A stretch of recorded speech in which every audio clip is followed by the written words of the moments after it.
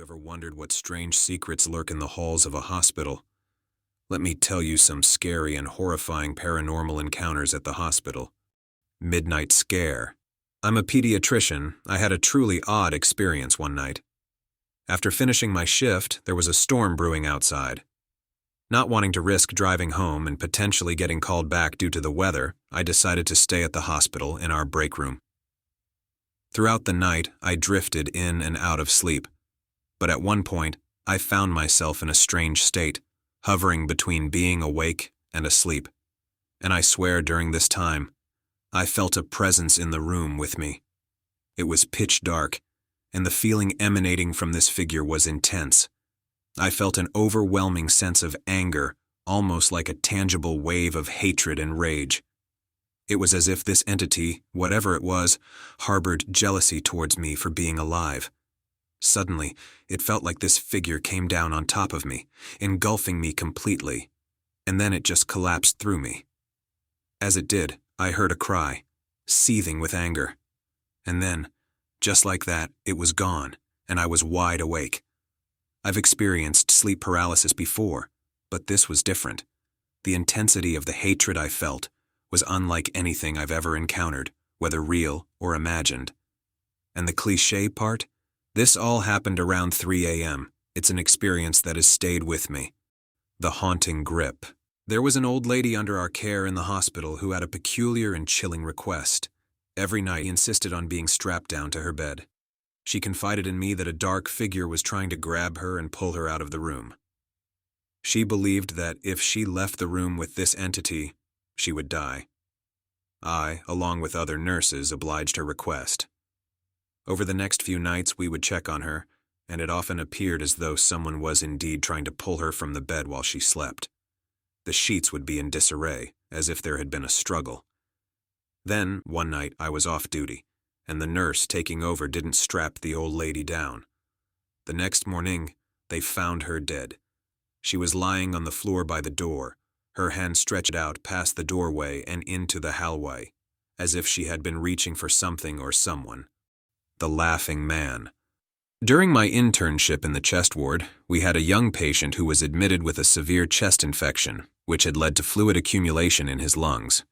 To treat this, we had inserted tubes into his chest to drain the fluid. However, his condition worsened with each passing day. Each time his monitor started beeping, signaling distress, he would scream in panic, "Don't let me die. Don't let me die." This happened several times, and each incident was more distressing than the last. Then, one evening, his monitor began beeping again. We rushed into his room with the crash cart, but what we saw was beyond any rational explanation. The young man was levitating in the air above his bed, laughing hysterically. The sight was so shocking that it momentarily froze us in our tracks. Despite our shock, we knew we had to act quickly. We performed CPR in an attempt to revive him, but our efforts were in vain. After calling the time of death, a chilling voice echoed through the room, taunting us. "You let me die! You couldn't save me! You let me die!" This horrifying encounter left us with nightmares for a long time. Shadow of patient. When I was a first-year resident in the cardiology department of the hospital, I had an experience that still haunts me to this day. We were stationed in the cardiac intensive care unit where critical patients needed constant monitoring. On those long nights, we would often rest in a small doctor's room located in one corner of the unit. But one night, I was particularly exhausted and needed some peace to sleep, as the other doctors were busy studying for an exam. I found an empty room in the unit, thinking it would be the perfect spot for some undisturbed rest. As soon as my head hit the pillow, I fell into a deep sleep. However, after a while, I felt something odd rubbing against my arm. With my eyes still closed, I reached out to push it away, but instead of feeling something solid, my hand plunged into what felt like cold water. Startled, I opened my eyes and saw a shadowy figure standing beside the bed. My heart raced, and a chill ran down my spine. In a reflex, I sprang up from the bed, and as soon as I did, the figure vanished into thin air. When I shared this encounter with my fellow doctors, They laughed it off, attributing it to superstition. However, nurse had a different reaction. She told me about a patient who had previously died in that very room. She mentioned that occasionally, patients had reported seeing a similar shadowy figure. Visiting old man. I work at a rural hospital. When started working there, I was told a strange and unsettling rumor. It was said that many patients just before passing away would speak of encounters with an elderly man. One night, I was doing my usual rounds checking on patients when I noticed one of the cancer patients standing in front of his window. He was talking and laughing as if someone was there with him. Curious, I knocked on the door and asked who he was talking to. The patient, with a smile, told me he was chatting with an old man who was lost and looking for his son.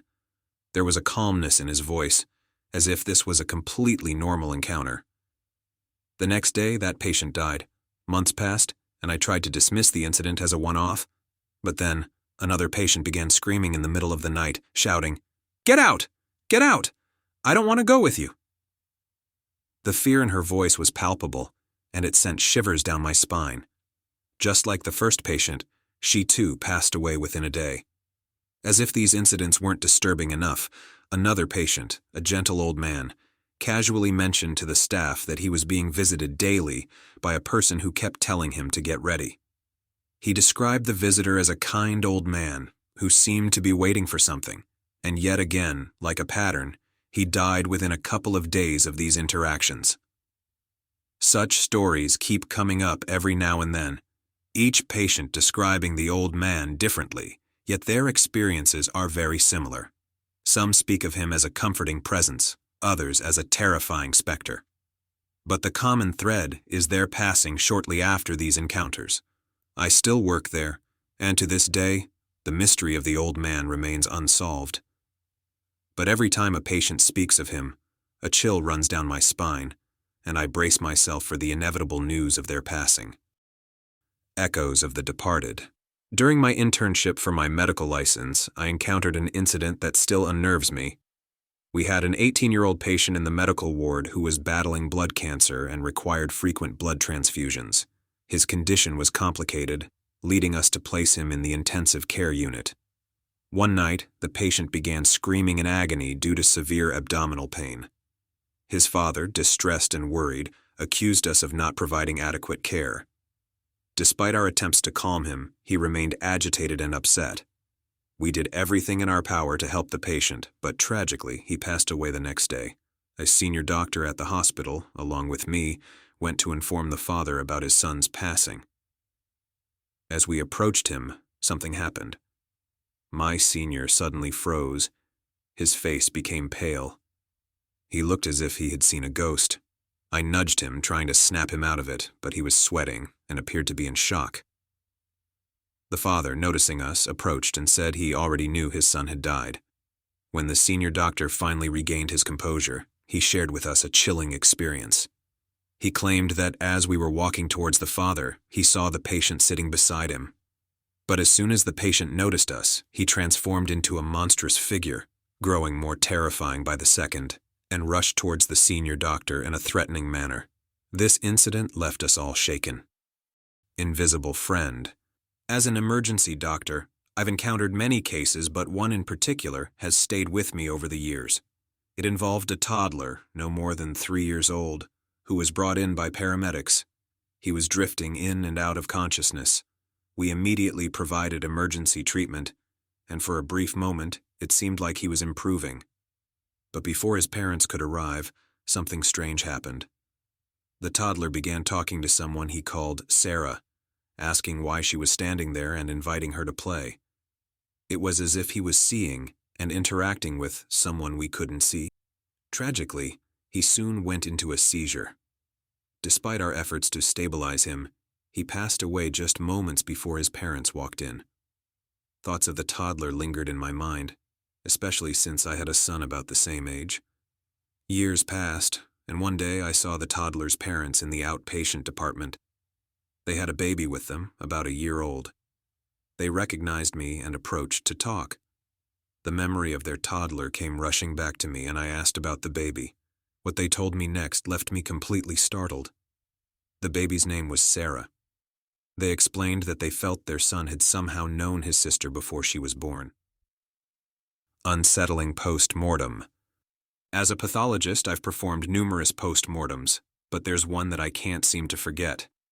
It involved a young man who had died in a road accident. When his body was brought in for the autopsy, I opened the body bag and was immediately taken aback to see his eyes still open. Instinctively, I closed his eyes and began the visual inspection. As I examined his hand, I noticed something that sent a chill down my spine. His fingers twitched. Quickly looking up, I saw his eyes open again, staring right at me. My heart skipped a beat. I checked for a pulse, but he was cold, lifeless. Just as I was about to close his eyes again, I witnessed something even more horrifying. Both of his hands lifted in the air, and his legs moved as if he was trying to rise. Panic struck me. I left the room immediately and called for a colleague to accompany me. When we returned, his eyes were closed, and we proceeded with the post-mortem. Throughout the procedure, a part of me was terrified, half expecting him to suddenly sit up and grab me. This experience, this feeling of a corpse almost coming back to life, has haunted me ever since.